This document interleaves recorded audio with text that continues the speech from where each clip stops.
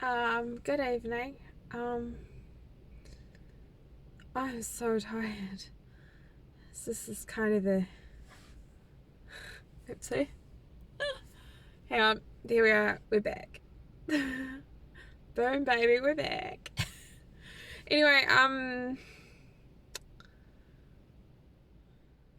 I've lost my train of thought. Yeah, even my brain has to get tired at some point and fizzle out. Um, anyway, yeah. So like, I've had a comment said to me by Kerry actually that it is exhausting trying to keep up with people with ADD, ADHD. So, yeah, it wouldn't surprise me at all if my assessment says, yep, you're ADD. And then once I know for sure, I can be more self-aware of it and, mindful of it. And then it won't be so exhausting for other people, will it? Anyway, sorry about that. I'll explain my impulsivity. How I go off the rails when I have sugar or caffeine. I would explain how I just rapid fire, like the subject, that subject, this subject, back to this, that, back to this.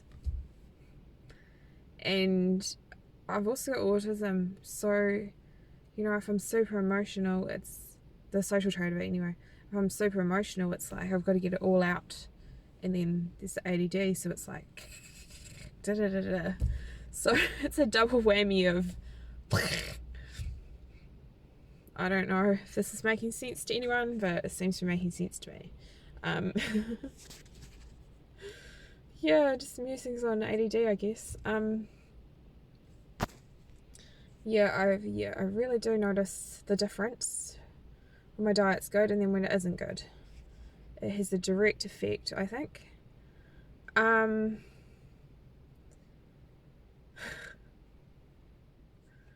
Anyway,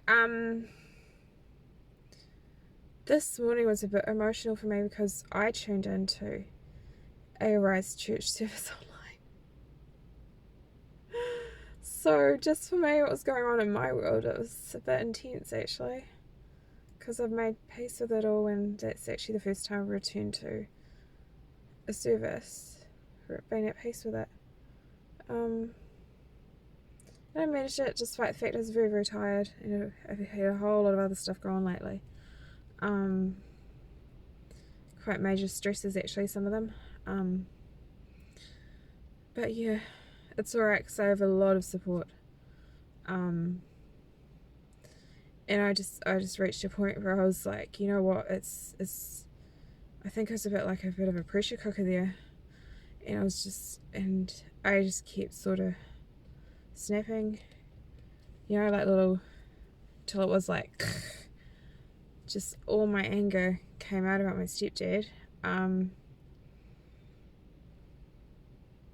Yeah, I said that. I'm not going to sugarcoat it or hide it because he's not going to be allowed at my wedding if I ever get married. If I do, if I don't, yeah, he's not going to be there. My dad didn't go to my sister's uni graduation, so I think it's ironic and fitting that he doesn't get to come to my wedding. He's stolen way too much joy from my life, and he doesn't get to darken what will be one of the happiest days of my life. I hope so anyway. I remain hopeful. I'm sure there's somebody out there for everyone. Anyway, but I don't really have time for that anyway, so. See, I'm a very busy lady and I have a lot of things to do, so. Anyway, I don't know, I just reached a point where I'm like, well, I'm actually fed up with people's nonsense and people's bullshit, I'm done. And I don't know, I just got pushed too far by this nasty man. And you don't try and come between a mother and her daughter that's grieving, which is what he's recently done. And it's just too much.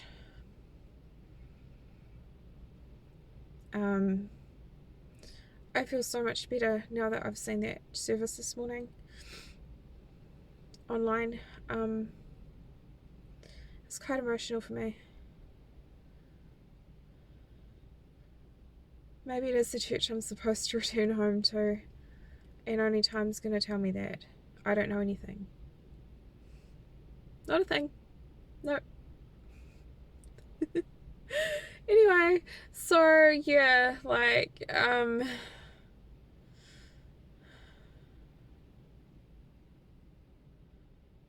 then I feel real awkward because I feel as though I've alienated and driven people away, and I don't know.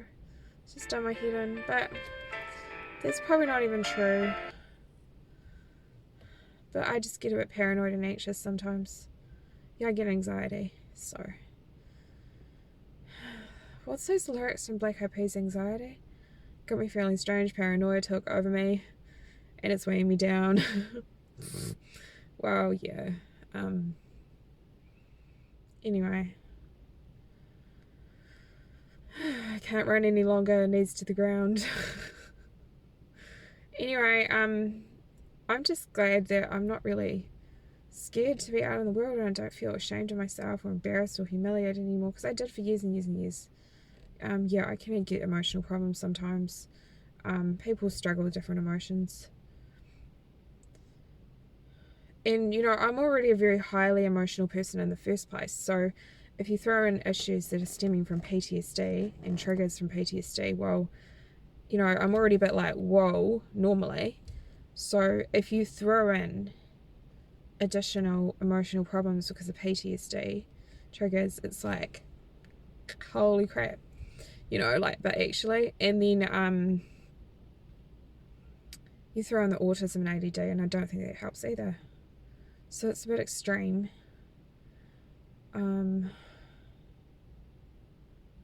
Yeah. Like the step parent situation, because it's yin and yang. My dad's ex is an absolutely lovely lady, and she's added so much value to my life, and she's still a part of my life. Yeah. Yes, I'm a sheep. I'm the grey sheep or the polka dot sheep of the family.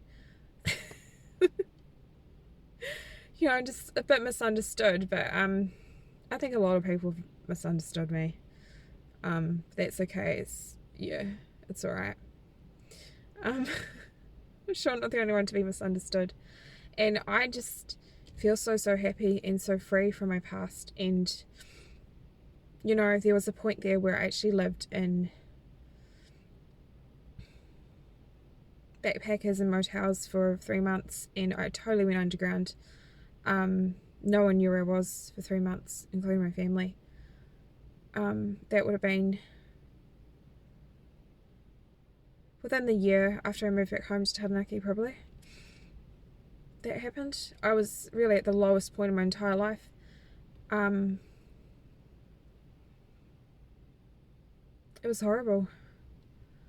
Because the first medication they put me on down in Wellington with my first episode of psychosis, because my PTSD stuff was starting to get triggered off. Not that they knew that back then. It's more recent years that I've been diagnosed with that. 9 years later, after my first major, you know, I had depression too, right? But I didn't get hospitalized for that, and I never have. I don't think I ever will be.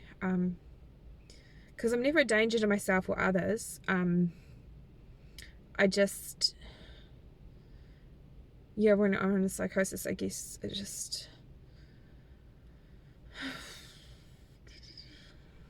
I don't know, how do you explain it? I don't know, just not thinking straight and not behaving like you normally would, and it's like you're gone, but you're not actually gone. See, for me, I'm always very, very aware of what's going on. I know exactly what's going on, except I would always have some thinking in my mind that wasn't right, but it was just an unhealthy coping mechanism. It was this delusional fantasy, all about this church intern from years and years ago down at a Rights Church when I was 21.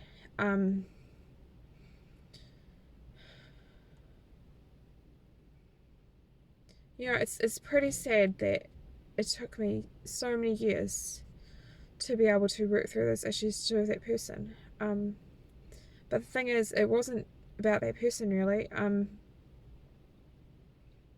The reason why I was struggling with those emotions in the first place was because of my PTSD, and I didn't know that I had PTSD until not long after when New Zealand went into lockdown. That's when I got my diagnosis, and because my psychiatrist reviewed my case at my request and with the support of both my parents. So yeah, I don't know, I just reached a point. See, I'm 31 now. I reached a point after my last hospital admission in 2019 where I just got really, really, really sick of it all. I was like, you know what? I'm getting my life back together. I'm sorting everything out. And I just got this real determination. I was like, I'm over this. I'm over struggling. It's like, God, for God's sakes, I'm almost 30, and I, at first, it was because I wanted him back. I wanted my ex-fiance back. See, he left me because I got ill and, I ended up going to hospital and over with. And there wasn't even really a real discussion about it either, which is pretty shit. But oh well. It was a blessing in disguise what happened there. And at times I've actually felt grateful for the fact that I got ill for the 4th time, because it meant that that relationship ended.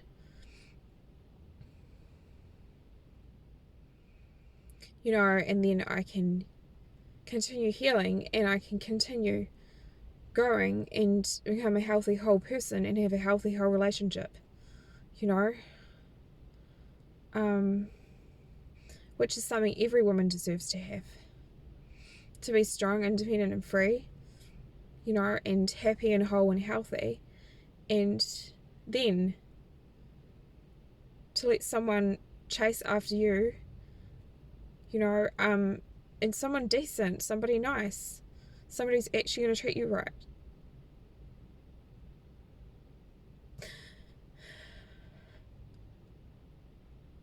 I don't know why I feel to say this, I just do. And there's been a lot of people, I think, behind the scenes that have been praying for me.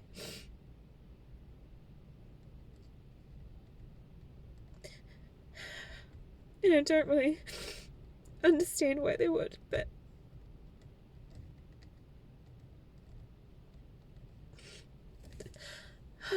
thank you. Because I think I needed those prayers. Because it hasn't been easy. But you know what? Ed Sheeran lived and was homeless. Jill was homeless. I never was actually homeless, but I did live, like I said, that motel story I mentioned. So yeah, anyway.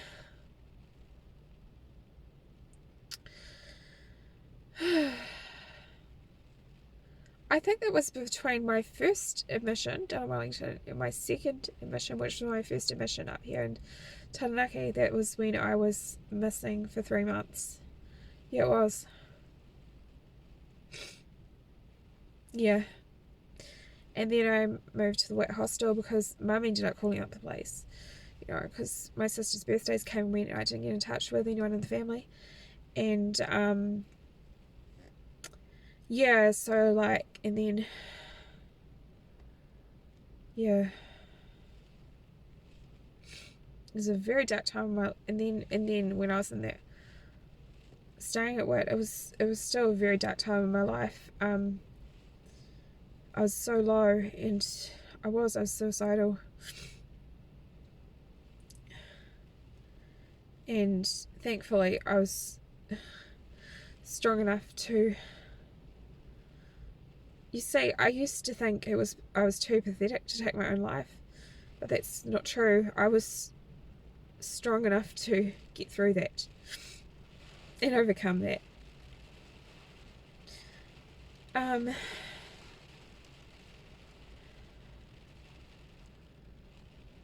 Yeah, so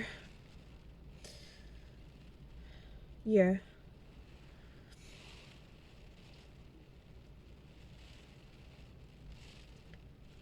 This is totally unscripted. I had no idea where this was going to go. But yeah. I just am happy about the fact that I'm just free to live my life, and it's been a long time coming. Very long time coming, and it's taken a lot of work, a lot of effort.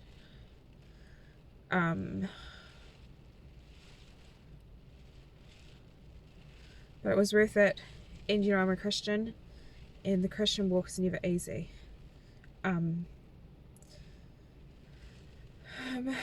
Yeah. Particularly when you feel so hurt, from past events that you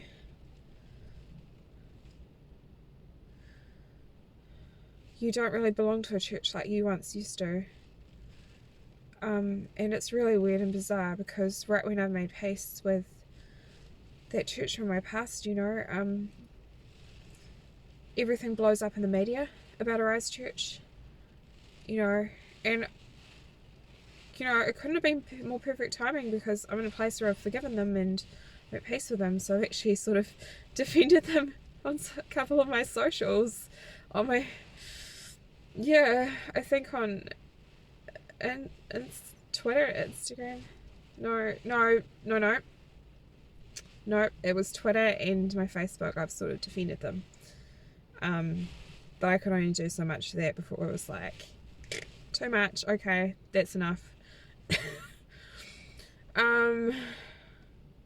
So I'm actually a very sensitive person, and social media is a bit much for me, but somehow, I don't know, I seem to be able to manage it just fine.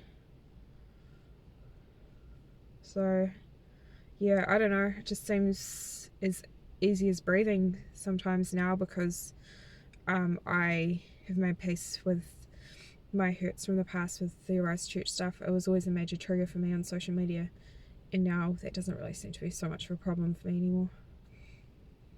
I'm in control of my life. So yeah, for me, it's taken a lot of counselling over the years. I saw my first counsellor when I was 11. Every single counsellor I've seen has been helpful, apart from after my second admission to hospital for psychiatric illness. So that was my first admission to Taranaki. I would have been just past my 22nd birthday.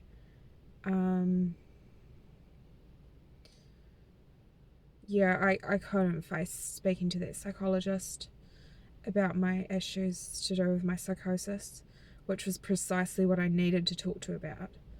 But I just couldn't face it. I wasn't strong enough to do it.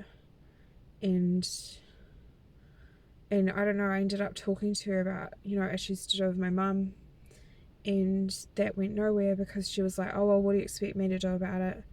Like, I'm not even joking. So that was the one time where she was actually a psychologist. I don't think I've ever seen any other psychologists. But yeah, that was the one time talk therapy completely failed me. Completely. So yeah. Anyway.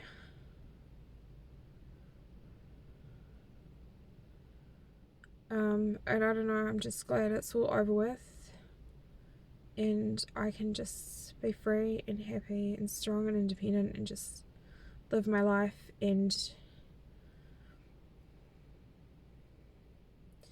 but the only thing I wish I could change, this is a tragedy that's rocked my family. I wish we lost my baby sister Hannah to suicide August 23rd, 2019. Now I've been through some tough shit in my life, and you know, like, so nothing really phases me. But anyway, like, it really doesn't. Some things I do find a bit much, but anyway. You know, I mean, I'm sure some people find mental health a bit much. Well, I find domestic violence a bit much. And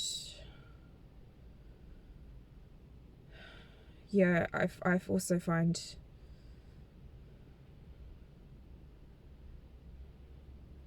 the abuse of children too much too.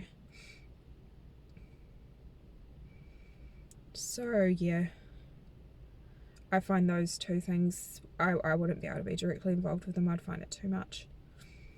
But anything to do with mental health, like absolutely anything, like I'm cool with that.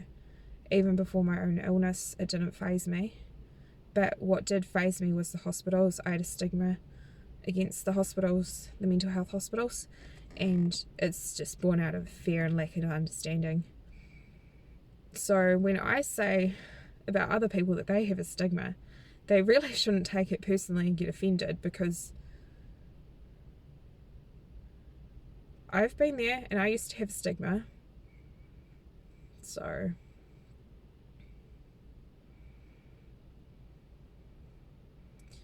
yeah, I'm a bit blunt and I don't sugarcoat things, but you know, like, I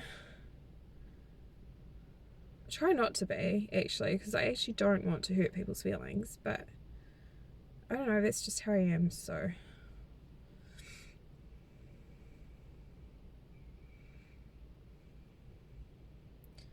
you know, someone very close to me is quite blunt, and that's one thing about her, but it's like, well, she can be quite blunt, you know, but it's like, well, is it really the worst thing in the world if that's the one thing about that person, that they can be quite blunt?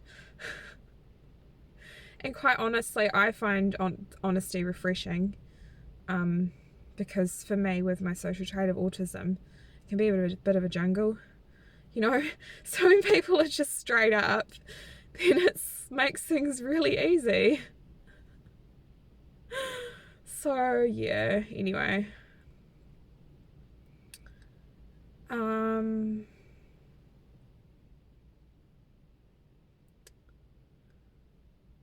So yeah, I just wish I could change that. I wish I could have her back, because no one should have to lose somebody to suicide. It's a horrible tragedy. They're not in their right minds. It's a decision of insanity. It really upsets me, and you know, I've set up a Facebook page called Chalk It Up, because I just want to spread light and love to people and a bit of encouragement. And there's also messages and that, you know, I'm going to do chalk arts probably as well. That'll be directly aimed at, you know, women, making women feel beautiful and empowered and strong, because every woman is beautiful, you know, and I think it's important that they believe that.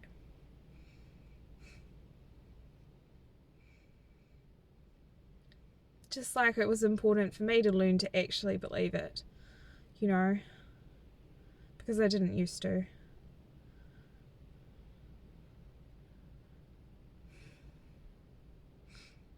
But yeah,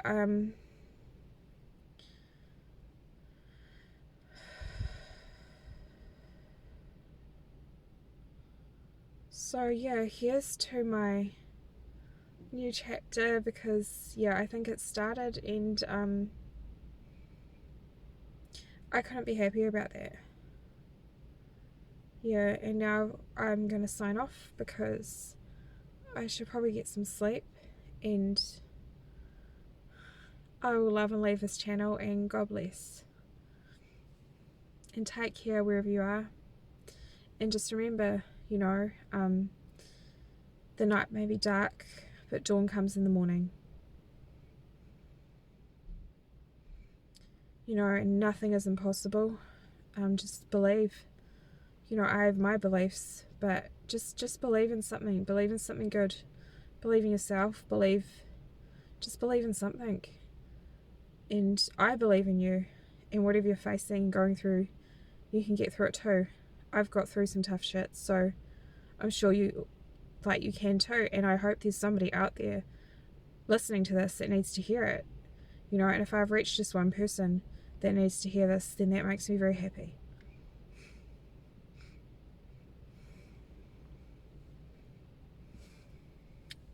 Ka kite anō.